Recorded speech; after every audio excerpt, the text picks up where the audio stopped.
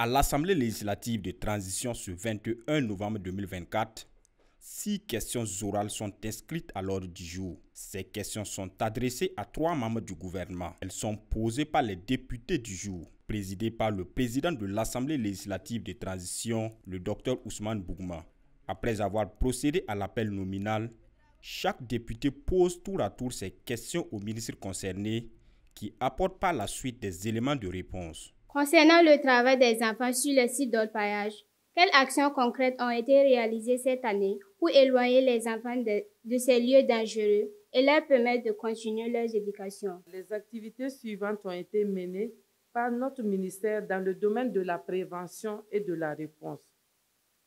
Du domaine de la prévention, on peut retenir les activités suivantes: l'organisation de plusieurs séances de sensibilisation, notamment des causeries, des ciné-débats, des théâtres-forums, des panels sur la traite des personnes, la mobilité des enfants et les pires formes de travail des enfants, ayant touché plus de 21 241 personnes. Il s'agit là d'une simulation de séances plénières voulue par les autorités dans le cadre de la commémoration de la 35e anniversaire de la Convention relative aux droits de l'enfant. Cette simulation donne l'opportunité à ces enfants de faire l'état des lieux des engagements que le chef de l'État avait pris devant eux lors d'un échange direct à l'édition passée. Monsieur le ministre, l'année dernière, lorsque le président du FASO nous a reçus, il s'est engagé à renforcer la gratuité des soins pour les femmes et les enfants.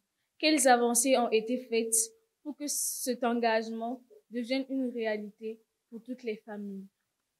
Le gouvernement a décidé, par exemple, que pour les cancers infantiles, ça veut dire tous les cancers qui surviennent chez les enfants de moins de 15 ans, pour la radiothérapie, désormais, c'est gratuit.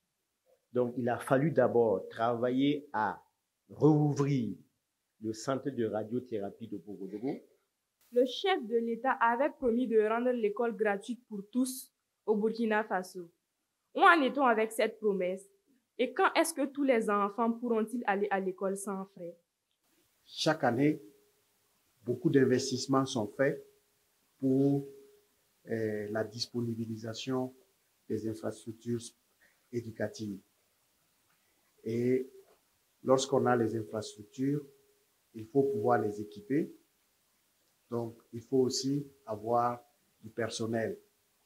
Et à ce titre, le ministère de l'enseignement de base, de l'alphabétisation et de la promotion des langues nationales bénéficie chaque année de crédits pour pouvoir disponibiliser ces infrastructures. Les enfants étaient accompagnés d'une délégation des représentants de l'UNICEF, une délégation qui dit être contente de l'initiative et satisfaite des échanges. À l'occasion de cette simulation de séances plénières, un film de sensibilisation réalisé par les enfants a été projeté.